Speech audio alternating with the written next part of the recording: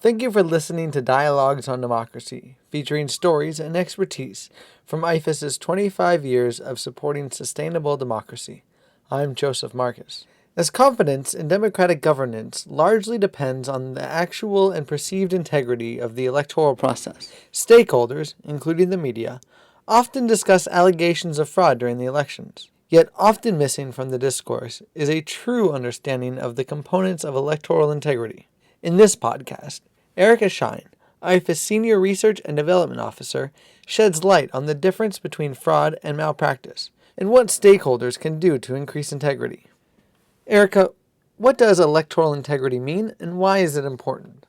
Generally, when we talk about it, we're thinking of a credible and widely acceptable election process based on things like the rule of law, sound election administration. This should include the inclusion of minority or disadvantaged groups, accountable security forces, and impartial legal frameworks. Even if an election is technically sound, public perception has to be carefully considered and managed. The reason being that if voters and candidates think an election is fraudulent or has been poorly administered, whether those things are true or not, they may not accept the outcome. Worst case, and we've seen this in plenty of examples, violence, poor governance, long-term instability. What are some of the components of integrity?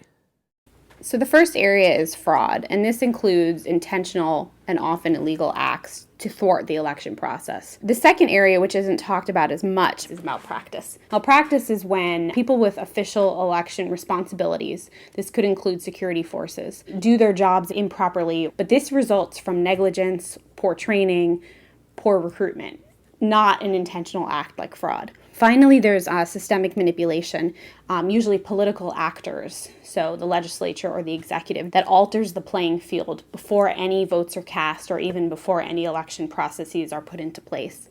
This can be something like partisan districting practices or laws or constitutional provisions that would serve to eliminate from candidacy somebody specific. How does the public's perception of integrity affect the electoral process? In the media, you see the word fraud a lot, without much regard really being given to the specific nature of the irregularities, of how both fraud and administrative weaknesses, these malpractice issues, how they can also play a role in faulty or failed outcomes. So by focusing on fraud, you obviously change the narrative around an election, but you also make it a lot harder for an election management body or for other stakeholders in the country to fix the problem, because you're talking about the wrong thing.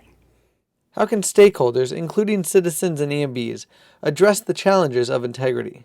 There's an issue of how we think about election problems or election irregularities, and then there's the issue, which is probably even more important, which is how we deal with them, and they're both related. For us, the first and most important step is to help an election management body to conduct a careful, comprehensive assessment of past elections and then the sort of future potential for problems. This is one part, but this is not going to be useful unless it's followed by strong efforts to actually implement whatever needed reforms are found in this assessment.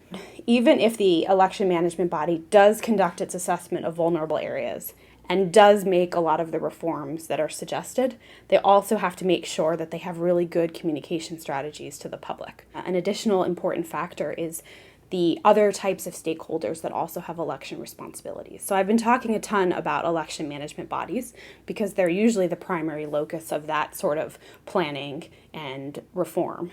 But there are security forces, there are government agencies, civil society has a role to play, certainly political parties and individual candidates, and then of course the international community.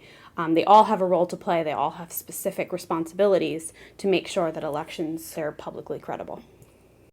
For more dialogues on democracy and information about IFES's electoral integrity and transparency work, please visit our website, www.ifes.org.